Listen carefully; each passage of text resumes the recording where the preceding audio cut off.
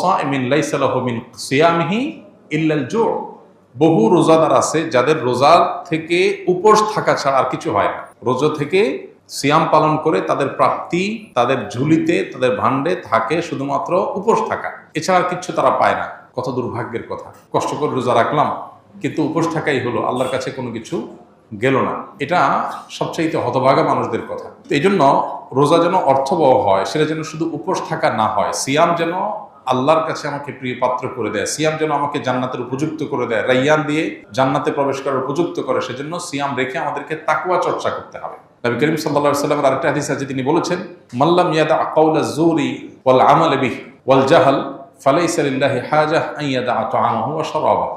যে ব্যক্তি রোজা রেখে অনর্থক অহেতুক কাজকাম ছাড়লো না, এই যে মোবাইল টিপাটিপি, ফেসবুক, ইউটিউবে অহেতুক সময় নষ্ট করা করি, এগুলো যে ছাড়লো না, যে ব্যক্তি মিথ্যা কথা বলা ছাড়লো না, মিথ্যা কাজ ছাড়লো না, আবার রোজা রাখলো, এই ব্যক্তির এই উপোস থাকায় আল্লাহর কোনো ঠেকা পড়ে নাই।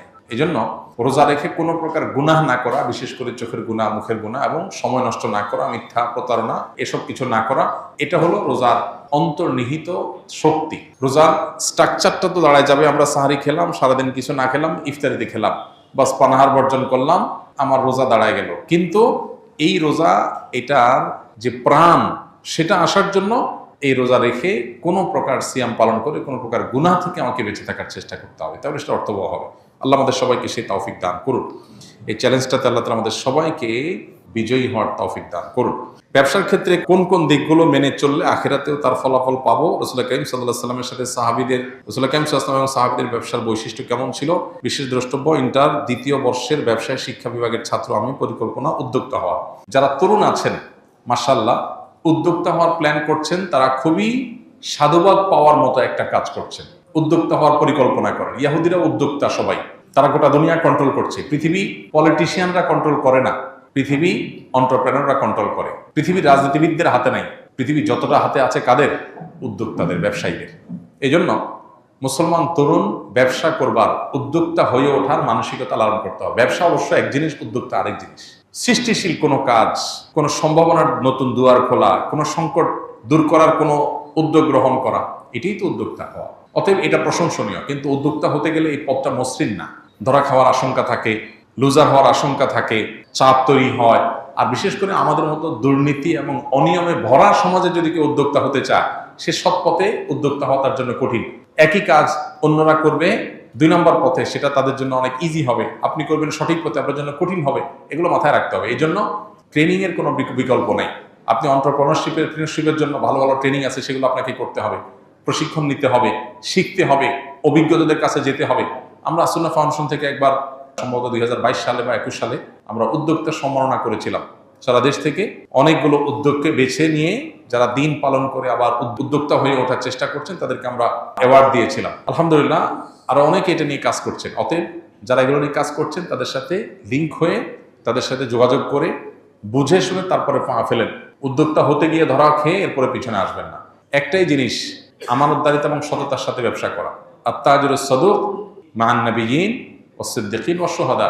যে সমস্ত ব্যবসায়ীরা ব্যবসা করতে গিয়ে সততা এবং আমানতদারিতা, এই দুটো জিনিস মেনটেন করে, আমার দ্বারা কারোর হক নষ্ট হবে না, এটা লক্ষ্য করে যদি কেউ ব্যবসা করে, ইনশাআল্লাহ বিদিনিল্লাহ, সত্য কথা বলে ব্যবসা করে, প্রতারণা না করে, চিটারি বাটপারি না করে, তাহলে সে নবীদের সাথে কিয়ামতের বাজারে উঠবে ইনশাআল্লাহ। সাহাবা ইকরাম এবং নবী সাল্লাল্লাহু আলাইহি ওয়াসাল্লামের ব্যবসার মূল বিষয় ছিল এটা, সততা এবং আমানতদারিতা, সত্যবাদিতা এবং আমানতদারিতা, যেটা হারিয়ে গেছে।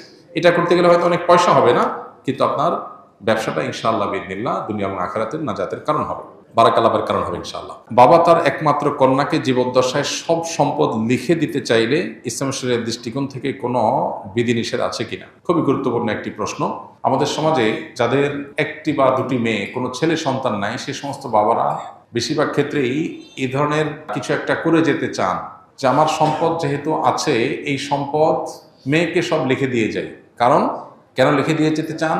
কারণ বাবার মৃত্যুর পর মেয়েরা সম্পদ পাবে নির্দিষ্ট হারে। অবশিষ্ট সম্পদ দেখা যায় যিনি মারা গেছেন, তার ভাই বোন, তার ভাতিজা, যাদেরকে ফারায়েজের ভাষায় আসাবা বলা হয়, অর্থাৎ কোরআন এবং হাদিসে যাদের জন্য নির্দিষ্ট হিস্সা ঠিক করা আছে, এদের ছাড়া যারা আছে তাদেরকে আসাবা বলা হয়। এই আসাবারা পেয়ে যাবে। আত্মীয়র একটা বিশেষ ক্যাটাগরিকে আসাবা বলা হয়। কোনো মানুষের মৃত্যুর পর এটা শুধুমাত্র যারা কন্যার বাবা তাদের জন্য না, সবার জন্য প্রযোজ্য।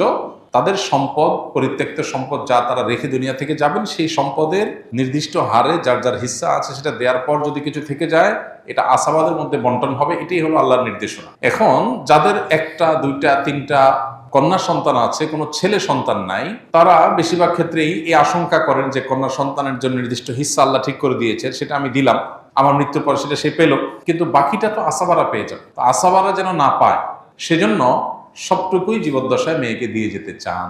এটা জায়েজ আছে কিনা এ সম্পর্কে প্রথম কথা হলো, আল্লাহ রাব্বুল আলামিন কোরআনে হাকিমে সম্পদ বন্টনের যে হার ঠিক করে দিয়েছেন, এটাকে আল্লাহ তাআলা আল্লাহর ভাষায় বলেছেন হুদুদুল্লাহ। আল্লাহ পরিষ্কারভাবে বলেছেন যে তিলকা হুদুদুল্লাহ। এই যে বন্টন নামা দেয়া হলো, এই এতটুকু পাবে, অতটুকু পাবে, এটা কার সীমানা? আল্লাহর সীমানা। আল্লাহর সীমানা লঙ্ঘন করা এটা জঘন্য এবং ভয়াবহতম অপরাধ। আল্লাহ রাব্বুল আলামিন মৃত ব্যক্তির পরিত্যক্ত সম্পদের যাকে যা দিতে বলেছেন তাকে তা দেওয়া, এটা আল্লাহর নির্দেশ। আল্লাহ বলেছেন ফরিদাতুম মিনাল্লাহ, এটা আল্লাহর নির্ধারণ। এটা কে ফিক্স করেছেন? আল্লাহ করেছেন। আল্লাহ তাআলা পরিষ্কারভাবে বলেছেন এটা আল্লাহর নির্ধারণ, এটা আল্লাহর সীমানা, অতএব এগুলো ক্রস করা যাবে না। মুশকিল হলো আমরা বেশিরভাগ মানুষ, আমরা আমাদের আপন বলতে বুঝি নিজের স্ত্রী, ছেলে মেয়েকে। খুব বেশি হলে বাপ মাকে আমরা হয়তো কাউন্ট করি। বেশিরভাগ মানুষই আমাদের গণ্ডিটা সীমাবদ্ধ হলো স্ত্রী এবং ছেলে মেয়ের মধ্যে। পরিবার বলতে এটুকু বুঝি। আমরা হয়তো সাময়িক বিভিন্ন পরিবেশ পরিস্থিতিতে বিভিন্নভাবে প্রভাবিত হই। কিয়ামত পর্যন্ত আগত সকল সমাজের সকল মানুষের জন্য আল্লাহর বিধান প্রযোজ্য এবং ইনসাফপূর্ণ এবং সবচেয়ে ন্যায্য। আমরা মনে করি যে আমার জীবদ্দশায় সব মেয়েকে বা ছেলেকে বা যাকে আমি মনে করি আপন, তাকে দিয়ে গেলে বোধহয় কল্যাণ হবে। বহু বাবা আছেন সকল সম্পদ বিশেষ ছেলের নাম বিশেষ মেয়ের নামে লিখে দিয়েছেন, কিন্তু জীবদ্দশাতে দেখে গেছে যে ওই ছেলে মেয়ের হাতে বেজ্জত হয়েছে, কারণ সম্পদ পাওয়ার পর তারা চোখ উল্টে ফেলছে।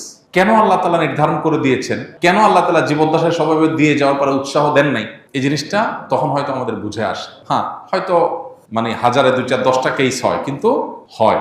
আর সবচেয়ে বড় কথা হলো আল্লাহ তাআলা কোরআনে কারিমে বলেছেন আবাউকুম ওয়া আবনাউকুম লা তাদরুনা আইয়ুহুম আকরাবু লাকুম নাফা। ফারায়েজের ক্ষেত্রে আল্লাহ সুবহানাহু ওয়া তাআলা যাকে যা দিতে বলেছেন, তোমাদের বাপ দাদা, তোমাদের সন্তান সন্ততি, কে তোমাদের বেশি কাজে আসবে তোমরা জানো না। তুমি একজনকে আপন মনে করে সব দিয়ে দিলা, এটা তোমার ক্ষতির কারণ হতে পারে। আল্লাহ যাকে যা দিতে বলেছে তাকে তা দাও, তোমার বুঝে না আসলেও দাও, তোমার মনে না চাইলেও দাও, এতে তুমি আল্লাহর কাছে রিওয়ার্ড পাবে। আর মনে রাখবে, তোমার জন্য আল্লাহর নির্ধারণটা তোমার নির্ধারণের চাইতে বেশি গুরুত্বপূর্ণ এবং বেশি উত্তম। আল্লাহর চাইতে বেস্ট বা বেটার, সর্বোচ্চ পরিকল্পনাকারী, সবচেয়ে উত্তম পরিকল্পনাকারী আর কেউ নাই। এজন্য সম্পদ আমার যা আছে সেগুলো সব আমি আমার ছেলে মেয়েকে দিয়ে দিচ্ছি, আর কেউ যেন না পায়। এটা আমরা আমাদের মতো করে আমাদের জগৎটাকে ভাবি। পৃথিবীতে আমার টিকে থাকা, আমার বেঁচে থাকা, আমার জীবদ্দশায়, আমার মৃত্যুর পর আমার কল্যাণকামিতার জায়গা শুধু ছেলে মেয়েই করবে তা না। এরকম বহু মানুষ আছে যে তারা ছেলে মেয়ে না, দেখা যায় জামাই অনেক কদর করে। অনেকে আছে ছেলেকে সব দিয়ে যায়, মেয়েদেরকে দিতে চায় না, পরের বাসায় চলে যাবে। এই জন্য দেখা যায় যে শেষ পর্যন্ত জামাই এবং মেয়ে তারাই তার সবচেয়ে বেশি কেয়ার করে। অহরহ এই ধরনের কেস